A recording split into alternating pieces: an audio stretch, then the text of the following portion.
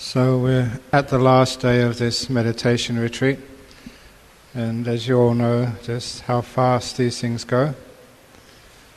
And for those of you who feel sad that the retreat is now over or soon to be over, don't worry, just like this retreat went very fast, the time until the next retreat also goes very fast. And that's life, it just goes very fast. But one of the things which I would like to point out for this retreat, for each one of you, is that because this method of letting go is so very powerful, even though you haven't let go fully yet, there does come the time that when, because of these teachings, because of your training, because of what you've done in this retreat, you actually do let go. It's almost as if that this is brainwashing you, conditioning you, putting in these suggestions and methods deep into your mind, so that one day you're meditating and you do know what to do. You do know how to let go. You do, as I say, press the letting go button. And the point with the path of Buddhism is really you only have to let go big time once to see what's possible. You only need that one experience. So many days of meditation, many meditation retreats, it's all worthwhile if for that one time you really let go and go into these incredibly deep, peaceful, blissful states of mind called the jhanas, because those experiences will stay there with you forever. And this will be like a gold mine of insight. It is in those deep and powerful experiences where you see the nature of things from a perspective which ordinary people just cannot see. And that gives you what I call the data by which you can get enlightenment experiences. So we're not here as Buddhists just to get peaceful or just to let go of the stress of our work or to become healthy or to get powerful, deep states of mind. We're here for enlightenment, to get liberated. And this is the way it is done. It's the way it's been done since the time of the Buddha. People getting into these deep meditations and seeing things which they've never seen before, and thereby awakening to the truth of things. So never get disappointed that you never got into fourth jhana on this retreat, only third jhana.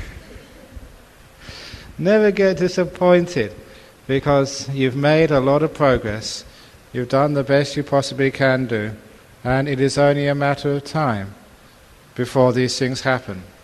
The Buddha gave the simile of the water jar. It's one of the famous similes of Buddhism. Imagine a water jar bigger than your height. Because it's so big, you don't know how empty it is or how full it is. So all you can do is put another cup of water into that jar, and then another cup, another cup. You don't know how many cups are needed to fill that jar, but you can always put one more cup in.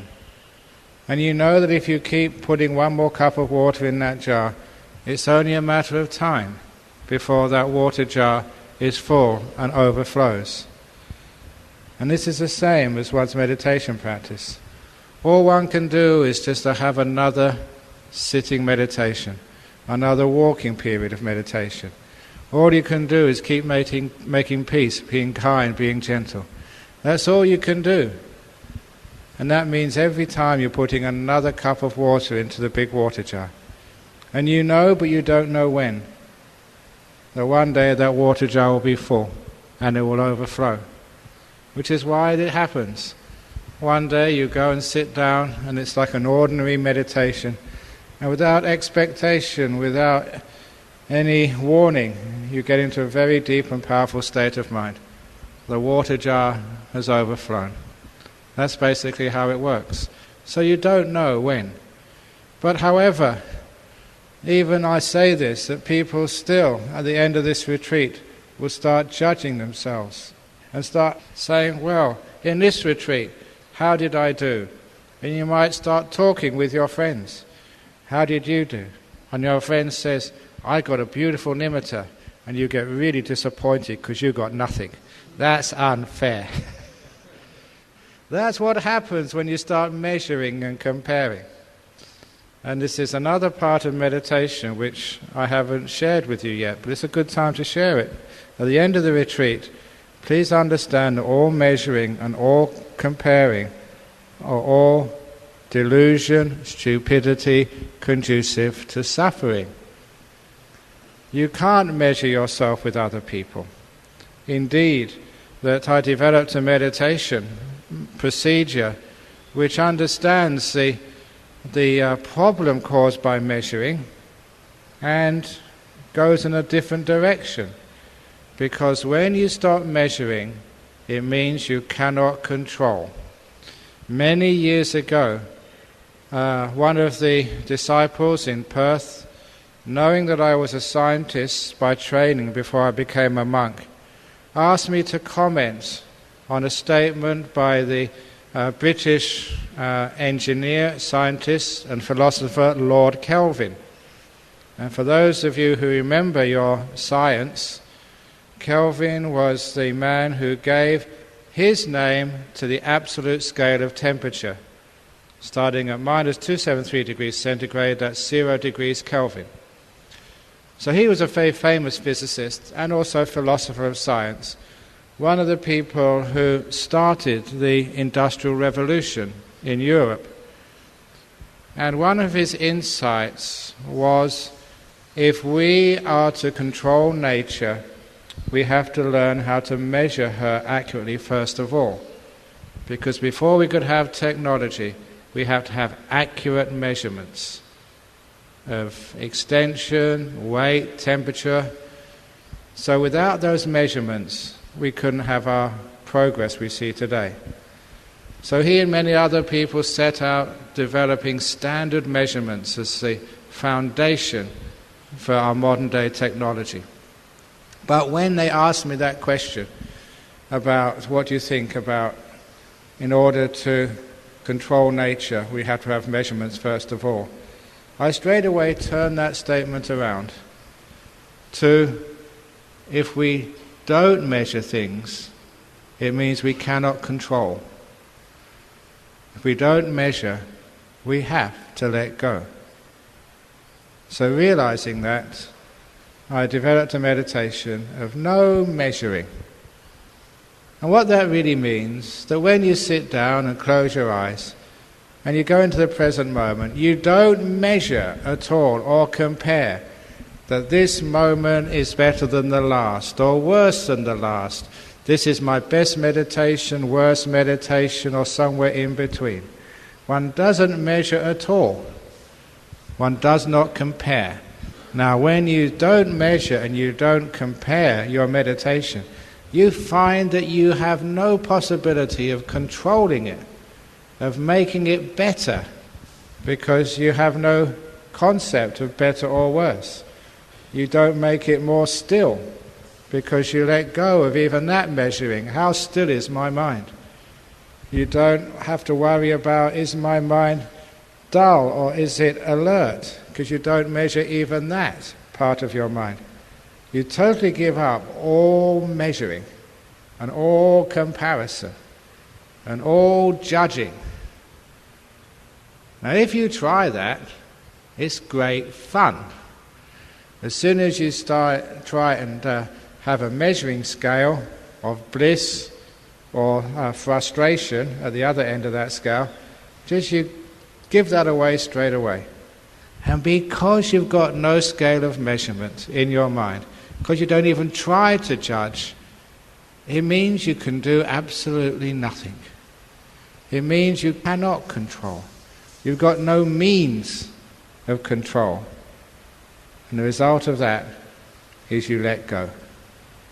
And you become really, really peaceful. Now, when I first started talking about that, one of the monks said, Ajahn Brahm, that's really amazing. We always thought you were Mahayana, because that's just the same as the third Zen patriarch's teaching. The path is easy for those without preferences. For those of you who know that very famous verse, the path is easy when you have no preferences. when you have no measuring, when you don't judge. Now you try that. You sit there, I'm not going to judge, no preference, being sleepy, being alert, being frustrated, being at peace. When you don't judge, it means you cannot do anything. And it's doing things, as I've kept on telling you from the start of this retreat, that is our problem. That is our Mara. I don't know how many of you know enough about Buddhism to know that Mara, the tempter, this is the bad guy of Buddhism. This is the one which stops people getting enlightened. That Mara is a deva, a heavenly being, who lives in one of the highest heaven realms, the Paranimitta Vasavati realm. And for those of you who don't know that Pali, it means the realm of devas who wield control over others. In other words, Mara is the biggest control freak in the universe.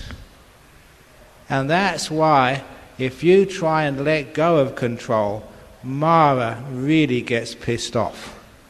And he tries to come and make you control, make you afraid, tempt you, whatever it is, to try and get you to do something to stop you being peaceful and getting out of samsara. Mara is a big control freak. And he wants you to control as well, so you don't escape from samsara.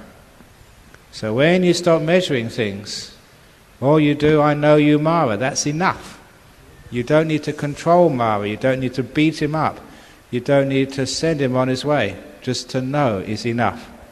And that's in your meditation, just to know, without controlling or trying to change or measure things. If you understand that, you understand how this path of meditation works. You really let go and everything happens, peace, tranquility, watching the beautiful breath, delightful breath, jhanas, the whole works. When you stop controlling, when you stop making, when you stop generating more sankharas, karmic formations. So that's a great meditation, especially at the end of the retreat. So at the end of the retreat, if someone says, how did you go? Was this a good retreat or a bad retreat? You can say, dunno. Did you have nice meditation or bad meditation? No measuring. Now straight away that takes away a lot of pride and a lot of disappointment. It takes away much of the defilements which create problems in our world. And not only that, because you don't measure, it gives you contentment. This is good enough. I am good enough. I am at peace.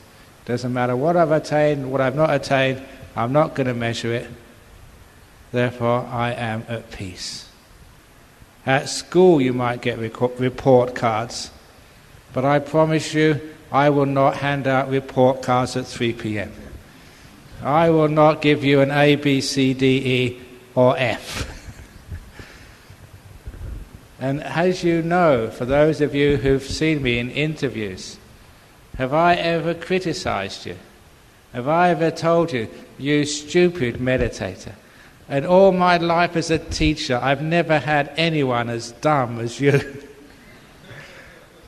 Instead, even though you say some dumb things, I always say, very good, yes. And I do that because I'm not going to measure you, and you should not measure yourself.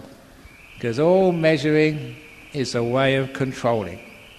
If I say you're a sinner, you're a bad person, then I can start controlling you.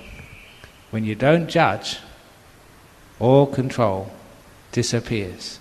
And in its place, you get this wonderful sense of freedom and peace. Nibbana. But I wanted to mention in this last talk a couple of things which is just tying up some loose ends, things which I should have said but didn't get around to saying. Many of you in interviews, when you do stop measuring, when you do start to let go, when you stop controlling, sometimes you have interesting physical feelings. In particular, Sometimes when you're meditating, people think they're swaying, or they're nodding, or they're flying up into the ceiling, or their body is expanding, getting fatter and fatter, or they're falling into the floor. It's amazing the amount of feelings you can have in the body during meditation which are not real. Well, they're real in one sense. You're perceiving these things, but they're not actually happening. I remember one meditator a long time ago said she was always swaying in her meditation. So in one sitting, I decided to keep my eyes open and watch her. And she was perfectly still. And I told her afterwards, said, no, I was swaying. I said, no, you were still. She said, I was swaying, I was watching. And I said, next time I'll get video camera to prove it to you. So even though it feels like your body is moving, a lot of the times it isn't. That's just the nature of perception. When the mind gets still, all of the restrictions on your perception get taken away, and you can see weird things. This happens in meditation because what we call perception, the way you see things, has been trained, it's been conditioned. Now, if you're a Chinese Malaysian, you see things slightly different than an Australian Angmo, who sees it slightly different than an African from Nigeria. Because of our training, we perceive things slightly differently. You all know that story of the Eskimos, the Inuits, who can notice 7 different types of snow. For us, it's just snow. Because our perception is trained from the time we're very young. In other words, we're taught how to see things in one particular way. Now, when you get to this certain state of meditation, all those restrictions are removed. And so you can see things in strange ways, in weird ways. Now, for me, I love weird experiences. I'm not afraid of them, I just know exactly what they are. They're just perception, having fun.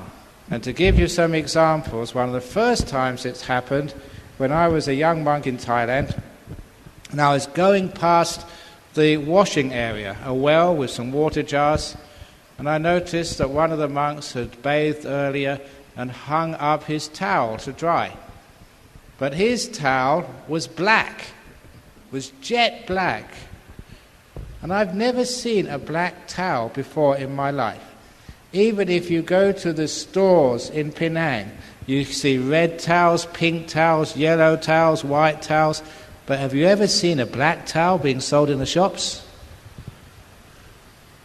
If any of you want to start a new fashion chain, black towels, no one's done that yet. You can get a niche in the market. Black towels are cool because you don't need to wash them so much. But anyhow, I'd never seen a black towel before ever, and there was one hanging on the line. And so I stared at it, not just glanced at it, but stared at it for about 2 or 3 minutes, thinking, where did this come from? Who owns a black towel? I've never seen one before.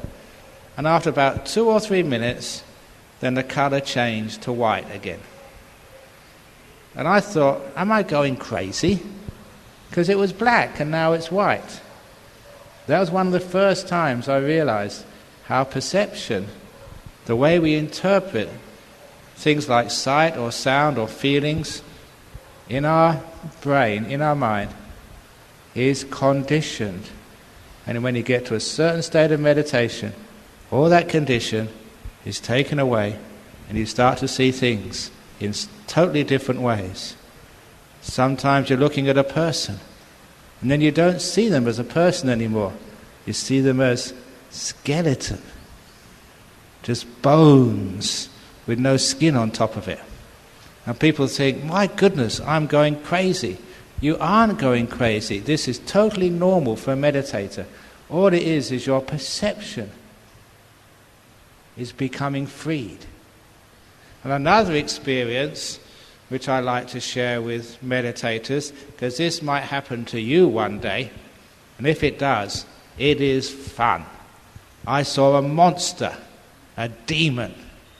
I was sitting meditation, and instead of the usual nimittas coming up, there was this face of a monster, with his tongue hanging out. Ugh! And big eyes, like as if the eyes were going to fall out, red. And his mouth, you saw his mouth, they weren't like ordinary teeth, they were fangs, dripping red blood.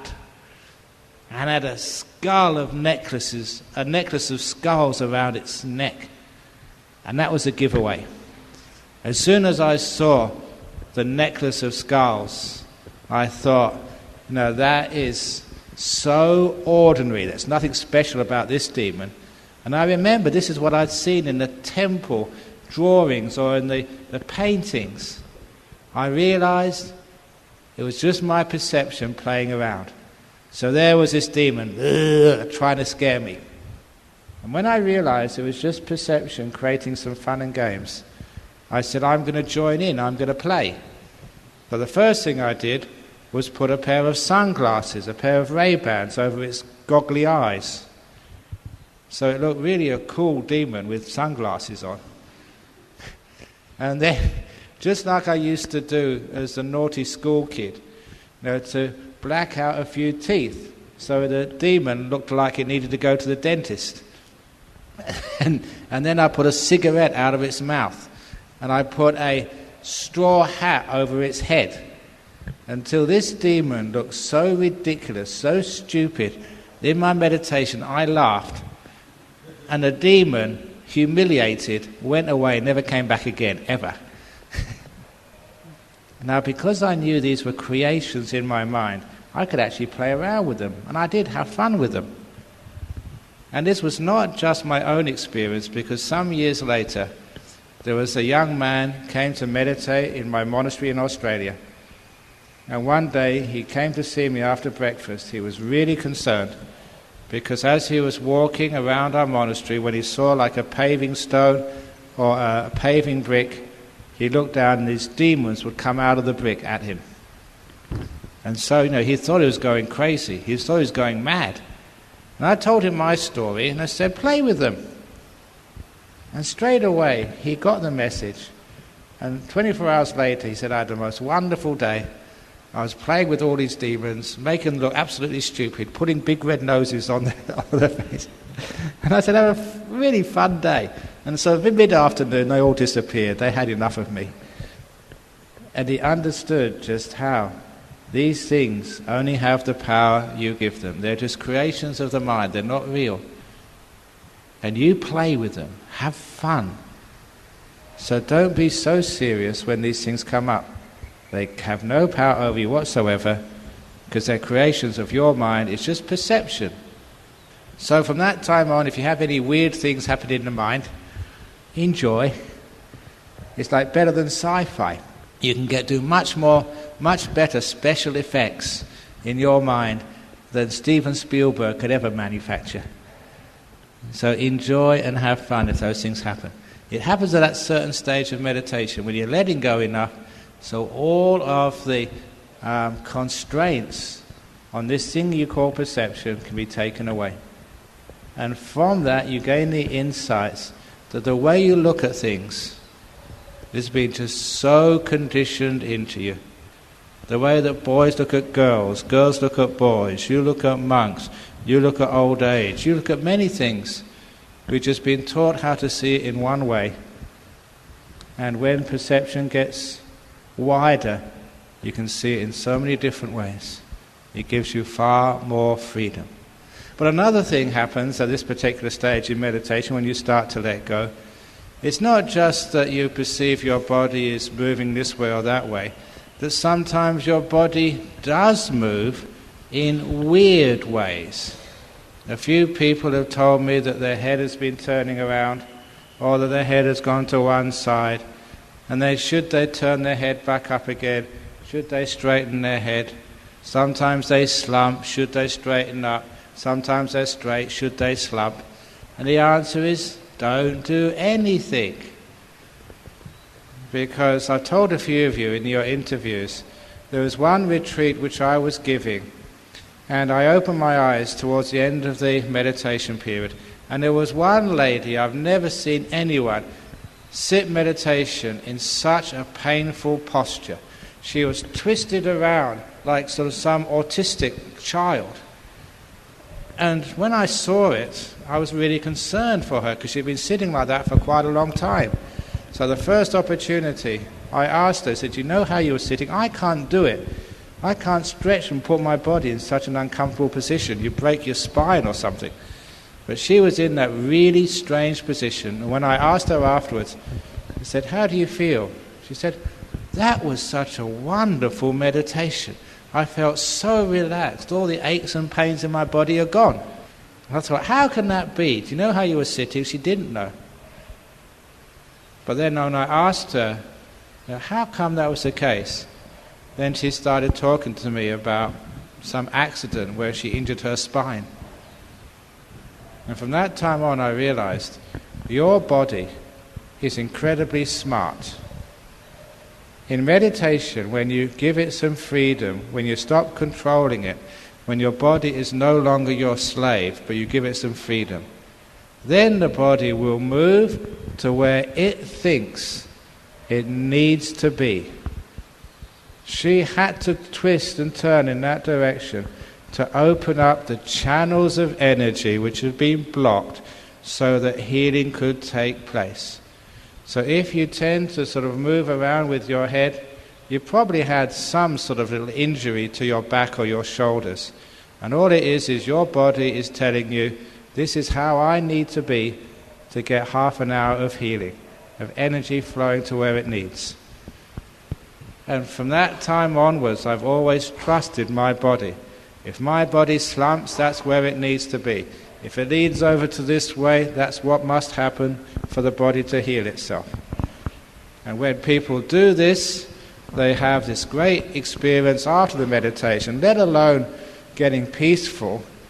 They feel this incredible sense of relief, of locked-in tensions in their body, which may have been in there for years. Another example, later on when I understood what was going on with meditation, a woman came up to me after meditation for her interview. She said it was a really weird meditation because I was meditating, my body wasn't moving, but my neck and shoulders got really hot. It was like a fever there. I just had this hot spot in my neck and shoulders. And then I told her, "When did you have your whiplash?"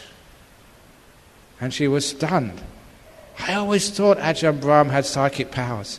And now I found out you have. You've just read my mind. I never told you I had a car accident with whiplash. Sadhu, sadhu, sadhu." I said, "Look, shut up. I've been in this business a long time. I can add 2 and 2 to make 4.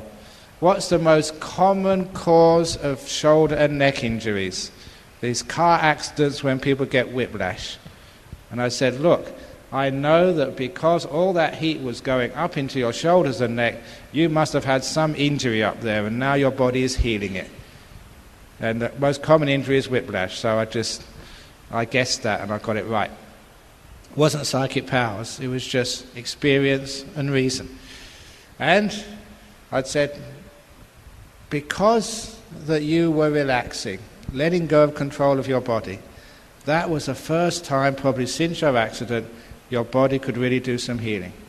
You'd relaxed, you'd opened up, so channels of energy could now flow, and they were going to the place it was needed, in your neck and shoulders. I said, "You don't have to tell me, but if I had any money as a monk, which I don't, I could make a bet, and I'd be sure of winning, that you feel so much better afterwards." I said, "Yeah, I feel so relaxed in that area." So if you do have any hot spots in your body, that's what's happening. If it's at that stage in the meditation, around the delightful breath, when you're letting go of the body, you can't feel it too much. That's the time when you get hot spots in the body, and that is always healing energy. So you girls, if you have hot spots in your chest, don't be afraid. Brilliant. Incipient breast cancer has been stopped. If you have any other hot spots in your body, a lot of times the body knows where it needs to put some healing energy. But when you control, you're so tense and tight, you don't allow the body to heal itself. All the doctors say that these diseases are stress-produced. And when you let go of that stress, you get the healing happening. So if that ever happens to you, you get into that stage of meditation when you're really relaxed, just watching the beautiful breath, or even better, nimittas, and you can't feel your body, the body is just doing its own thing, and you feel later on a hot spot somewhere, brilliant, delighted in that, something wonderful is happening. It's always healing energy, focusing in a particular place and doing its job. So when you understand these things, you don't control, you let it happen, because this is all safe, safe, safe, beneficial, beneficial, beneficial. And that way, not only are you healing your body and developing a peaceful mind, you're also getting these ordinary insights about how to have a healthy body. Monks and nuns are not just happy people, they're usually healthy people as well. And they live a long life. Do you know right now, the oldest person in the world, according to the Guinness Book of Records, you know who that is? It's a monk in Penang. Not in Penang, in Phuket. 115 years of age. I think a few months ago, another elderly person, I think in the United States, passed away. And now this monk in Phuket is now officially, according to the Guinness Book of Records, the oldest person in the world. And does he live in an old people's home? No, he lives in his temple. So you can go and visit him, and he's really, really old, but he's still very clear, reasonably fit, and certainly, he's not like many old people. And why is that? If you know how to meditate and relax, self-healing can happen, and you can be, if you want to be long-lived, fine, but long-lived and happy and clear as well. So these are the benefits of meditation. You have the insight in how to have a healthy, happy body. But of course the greatest insight is how to be free of the mental suffering. And that mental suffering in Buddhism, according to most people who know what they're talking about these days, is the biggest problem in the world. You may have a sick body, but if your mind is healthy, then you are fine. But if you have a healthy body and a sick mind, you're in big trouble. Over in places like Australia, there's a huge suicide rate. And these are healthy young men and women. They haven't got cancers, they haven't got heart disease. They've got fully healthy, fit bodies, but their boyfriends dumped them. Or they haven't done so well in the examinations. And that mental suffering is much more acute than any physical suffering. Hardly anyone commits suicide because of physical pain. 99% of people commit suicide because of mental pain. So that gives you an indication that when we come to suffering, the suffering inside is much, much, much worse than physical suffering. Mental suffering is what you can't stand. Physical suffering is tough to bear, but you can bear it. Mental suffering is a killer.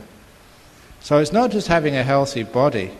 By learning about how to let go, you can overcome your mental suffering. For those of you who haven't read my book, Opening the Door of Your Heart, there's one story which comes to mind, again, happening in the time I was a monk in Thailand in a very remote forest, when I had a very bad toothache. If you had a very bad toothache, you would just go and see a dentist this afternoon. But this was in the jungle. There wasn't a dentist in maybe 50 or 100 miles. Number two, there was no telephone or mobile phone. You couldn't ring anyone to make an appointment. There's not even a way to get there except by walking. And there wasn't even any Panadol or aspirin or painkiller. You were a monk. You were supposed to be tough. But sometimes those toothaches can be so bad that I asked dentists about this. They have sent people crazy. So don't underestimate the power of pain, of a toothache. And My toothache was so bad, there's no way I could sleep that night. At least so I thought. Just a whole jaw was throbbing, and it was just unendurable. So what did I do?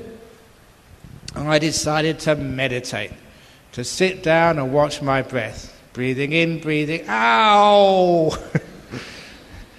And I couldn't stop it, the pain was too much.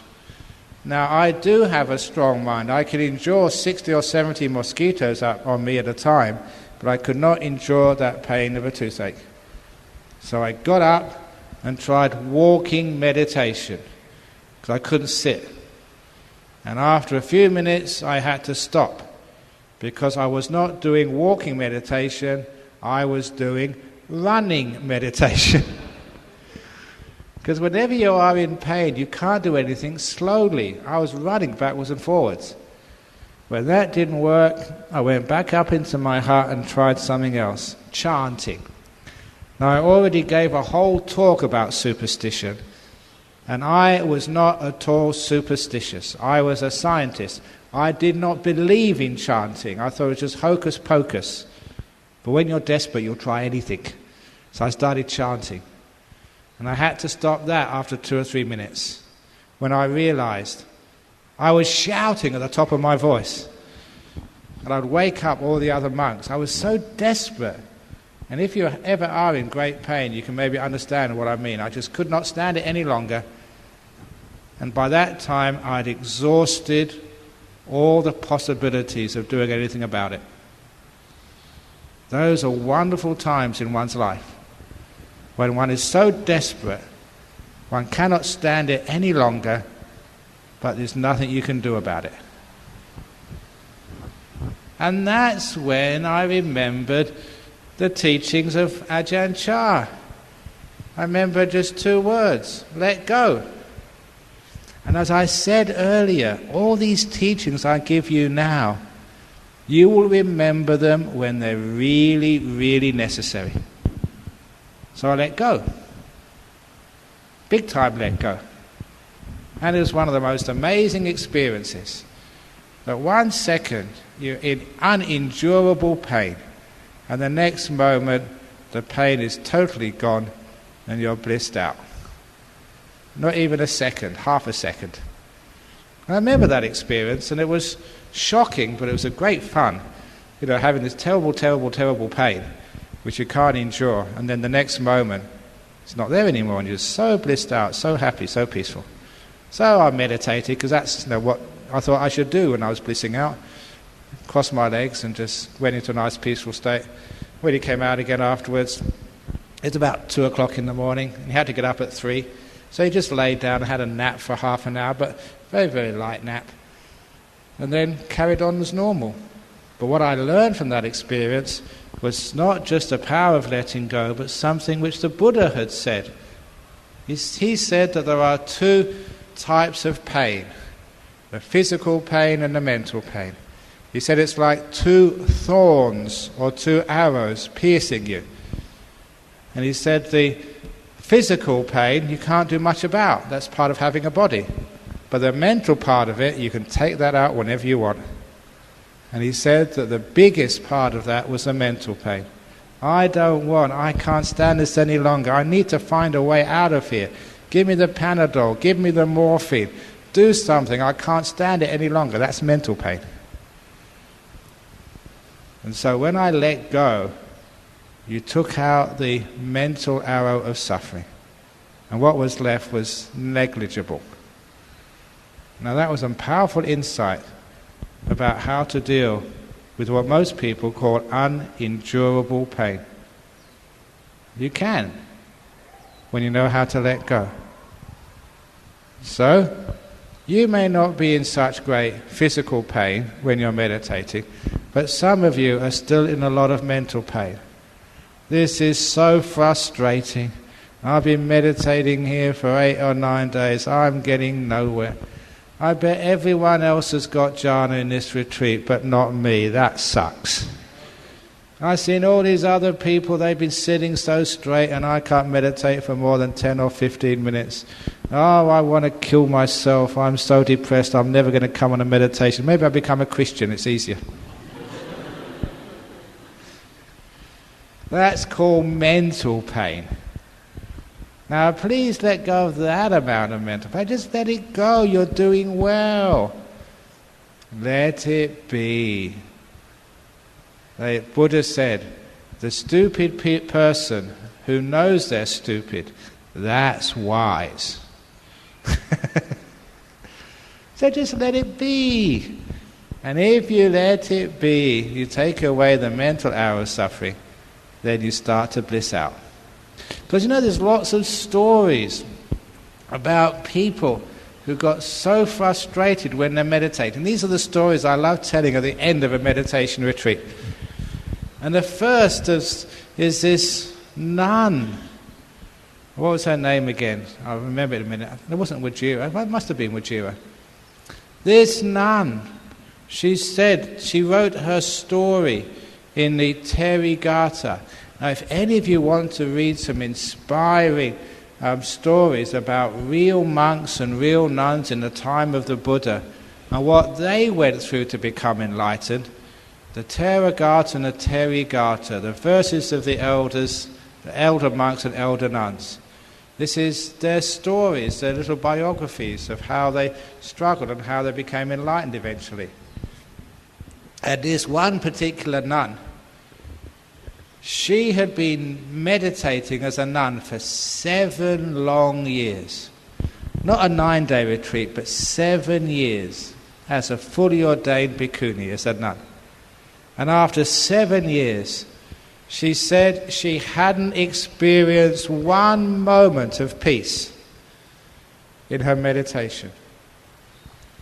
It shows that, nearly all of you, actually all of you, have done better than her. You've had moments of peace, maybe not as much as you would want, but you've had some nice meditations. As for her, 7 years, not one moment of peace. So she started thinking on her 7th anniversary of going forth. Obviously I can't meditate. Obviously this is not for me. But what's the alternative? Disrobing and going home? She said that's like going home to the 3 crooked things. And those of you who don't know what the 3 crooked things were, this was a Pali term which many of the women who'd left home would describe. Said, when you leave home and become a nun, you leave behind the 3 crooked things. And the first crooked thing is the ladle which you put into the curry. It's a symbol of cooking and all that work which women had to do in the kitchen. So the first crooked thing you left behind was the ladle. In other words, all cooking. So when you become a nun, you don't have to cook anymore. That's a relief. And the second crooked thing, which you leave behind when you become a nun, is the broom to sweep and clean the house. So that was a symbol of housework. So when you leave home as a nun, you leave behind the cooking and the housewife and the housework. And the third crooked thing was your husband. They were the 3 crooked things in Buddhism. And all the nuns, it was almost like a joke, but even the time of the Buddha, they had sensitive humour. So if you leave home and become a nun, remember you're leaving behind the 3 crooked things: cooking, housework, and husband. I said, I don't want to go back to those 3 crooked things, but I can't stay as a nun, I've got no peace, so what should I do? So she got a length of rope. She went into the forest. She climbed a tree. She tied one end of the rope to a solid branch. The other end of the rope she tied around her neck. And she was about to jump off when she got enlightened. Just in time.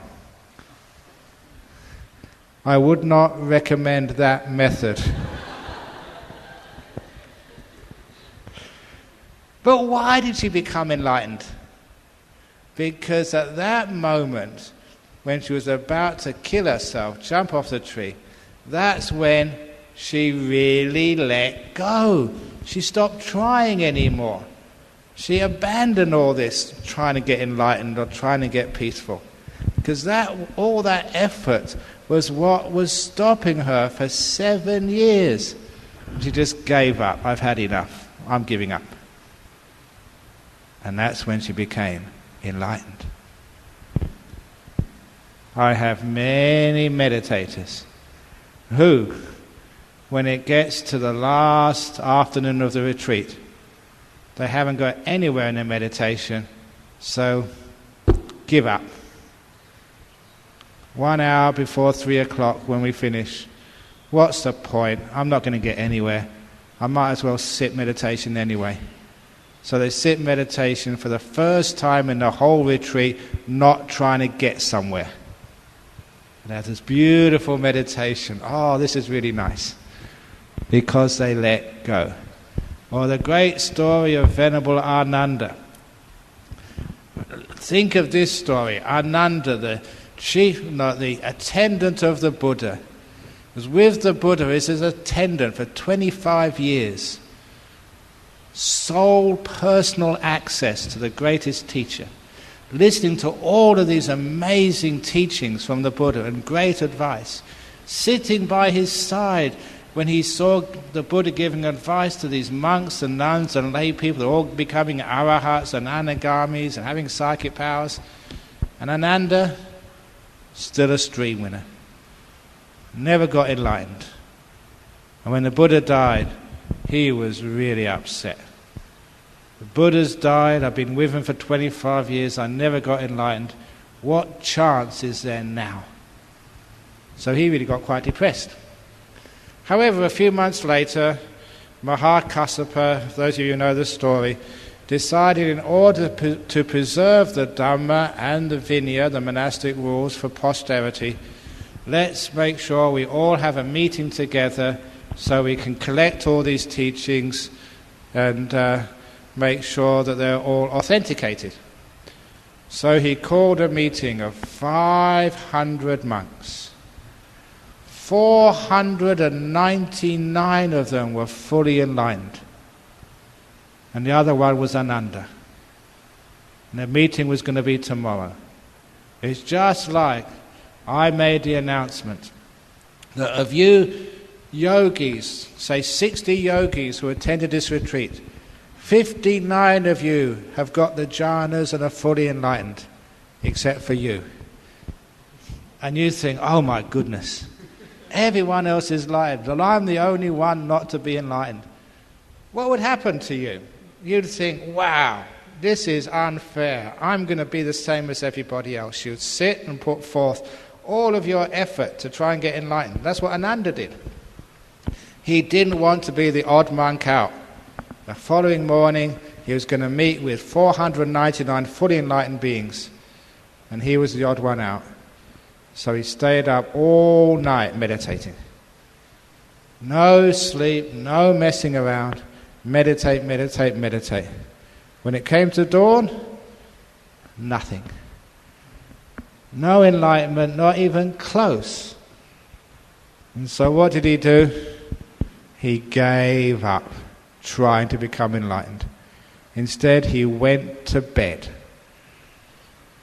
And as he lay down, according to the legend, before his head hit the pillow, he became fully enlightened with all of the psychic powers. It's called the Ananda method of enlightenment, going to bed. And it's one of the reasons I've encouraged you to go to bed so many times on this retreat. One of these days before... No, the reason why he became enlightened is the interesting thing. Why did he become enlightened at that point? Because he's been trying, and now he totally gave up. He let go. And that's why he became enlightened. And if you want to know the best story to explain how this happens, I know many of you have heard these stories before, but this is one of the best ones. It's how the donkey catches the carrot. Because that's what meditation is like. That's what life is like. You're chasing the carrot. You're chasing peace. You're chasing nimittas. You're chasing jhanas and insight. But it's always just in front of you and you just can't get it. Just like the donkey carts. Donkeys are very stubborn, just like your mind. You've been trying to train it all week and it doesn't respond. Like a donkey, you can whip it, you can beat it with a stick, and the donkey will not move. It's a very stubborn animal. So the only way you can get a donkey to move is you take that stick, but don't hit it. You take that stick and tie it to the donkey's back. So the front of the stick is about 2 feet in front of the donkey's face. You tie a string to the end of a stick and a carrot to the end of the string. So the donkey sees a nice carrot in front of its mouth, only 2 feet away. So the donkey moves towards the carrot. But because the stick is tied to the carrot, the stick moves with the donkey, the string moves, and so the carrot moves. So as the donkey moves forward, so does the carrot. But the donkey may be stubborn, but it's very stupid. So even though the carrot keeps moving, so does the donkey, thinking it can catch that carrot. And that's the way the donkey pulls the cart. Because it always thinks it's going to catch the carrot, but never does. And that's like meditation for you. Sometimes, if it's delightful breath, peace, it's almost there. Just move a little bit forward and you'll get it. Nimittas, sometimes they get flashing, just a bit more and I'll catch it. Insight, enlightenment, you have these wonderful insights, but it's not quite enlightenment. You keep moving and so does the carrot. And for many people that's the story of your life. Whether it's happiness and fulfillment, wealth in life, it's almost within reach, and when you move to catch it, it goes 2 feet in front of you again. However, the donkey who went to Ajahn Brahm's retreat learned how to catch the carrot. So what does the donkey do? The donkey runs like hell after that carrot. Doesn't matter how fast the donkey runs, the carrot moves at exactly the same speed, always 2 feet in front. In this simile, you have been trying hard, even though I tried to tell you not to. You've been running after the carrot of enlightenment. And it comes to the end of the retreat, you give up. Hopeless, I'm not going to get enlightened. I'm not going to stop trying. The donkey stops. And when the donkey stops, the carrot moves further away. It moves further and further away until it's about 4 feet in front of the donkey's mouth. But at that point, something strange happens. Now the carrot starts moving towards the donkey. And what does the donkey do? Nothing. Stands absolutely still. And a few minutes later, the carrot is 2 foot in front of the donkey's mouth, as it normally is, but this time it's coming at great speed towards the donkey. And what does the donkey do? Just patience, let's go, be still. And then the carrot comes right close to the donkey's mouth, and the last instructions, it remembers, the door of my mouth is open to you. And the carrot comes into the donkey's mouth. That's how Ananda became enlightened, how that nun became enlightened. They'd been running, and then they stopped, they gave up. Jump off the tree with a rope on my neck. I'm just going to lay down, have a bit of a break and rest. And when you stop chasing the carrot, that's when the carrot, first of all, moves further away, but then it starts coming towards you. And that's how people become enlightened. That's how they get jhanas. Chasing jhanas day after day after day, never getting anywhere. And then they stop. And the jhana comes towards you. That's nice. So these are stories talking about the same thing from so many different angles of what this meditation is all about. Soon this retreat is going to finish. And soon you're going to go home again. And in your home, you're going to try and meditate. You'll be very diligent, maybe for the first week, maybe only the first few days. And then you forget all about it. And be life back to normal again. But nevertheless, seeds have been planted in your mind. You've learned so much. Even though you may not have understood it yet, you've learned so much. And it's only a matter of time before all those instructions, you try them, you put them into practice. And soon that you'll find how easy meditation is. You sit down there and you know how to fully let go. And that is a skill which is probably will be considered the best thing you ever learned in your whole life. There will come times in life of pain. You can just let go and the mental pain finishes, ends. It's so easy to bear. There'll be times of great disappointment and frustration when you're treated so unfairly. You can just let go. There are times when you really need to rest and relax. You can just let go. There was that story I told at the beginning of the retreat of the German man here in Malaysia who had a heart attack.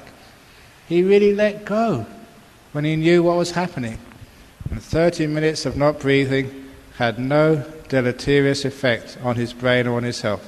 Perfectly healthy afterwards. Called me up to say, thank you for teaching me how to let go, to save him from brain damage. And how did he do that? He was just like you when you meditate, trying to let go but getting nowhere. When it really matters, you'll find you'll do it, and you'll be so surprised. So all of these teachings have a huge benefit, and you will notice them. And for those of you later on, after you've let the practice disappear and go, the next time there's a retreat, you'll pick up from where you left off. Don't think that if you don't keep practicing, you lose everything. That doesn't work that way. Even if you hardly meditate at all between now and the next retreat, you come on the next retreat and soon you'll be back to where you left off. The mind remembers. Even though it stores it away and the file is dusty, it still remembers. So you never lose anything. You just put it aside for a short while and it's there for you later on. And after a while, when you know this meditation, with skill, with practice, it gets better and better and better. And then you too will be a happy yogi. Whatever happens to you in life, you have this beautiful resource of stillness and peace and letting go inside. And that will keep you safe, happy and at peace. And eventually it will just build and build and build in its time. Give you the jhanas, give you stream winning, give you enlightenment. And you'll understand all the teachings of the Buddha because you'd experienced them for yourselves. Going against the stream of craving. Letting go. Kindness, contentment, stillness. The path to enlightenment. Thank you for listening.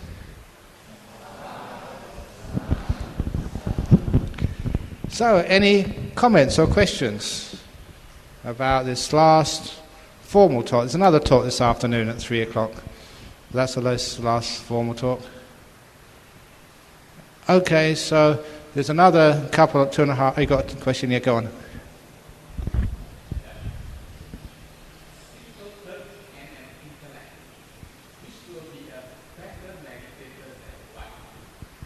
A simple person and an intellect, which will be a better person and why?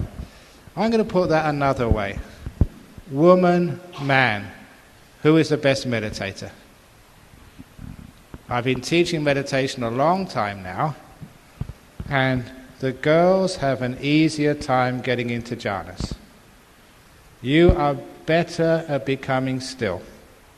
However, once you become still and get into jhanas, it takes you a longer time to get insight into what they really mean. Men, takes a longer time getting into the jhanas. Once you get there, you're very sharp and you get insight and you catch up with the girls. The intellects, this is a complete generalization. There are many, many exceptions. But the intellect helps you to gain the insight, but stops you getting the peace and the jhanas. So if you have a simple person where you're just more emotionally connected, rather, more in your heart rather than in your head, you find an easier time meditating, but a faster time getting insight. So it all balances out in the end. So you girls, you have more chance getting jhana than the guys. But once you get the jhanas, the guys are going to catch up with you. That's generally speaking, it's not always the case. Okay, so there's interviews down below, and remember, it's only 2.5 hours before lunch, so it's a waste of time trying to get enlightened. So there's no chance you're going to get jhanas. So just give up. I think you get the message. Okay, see you later.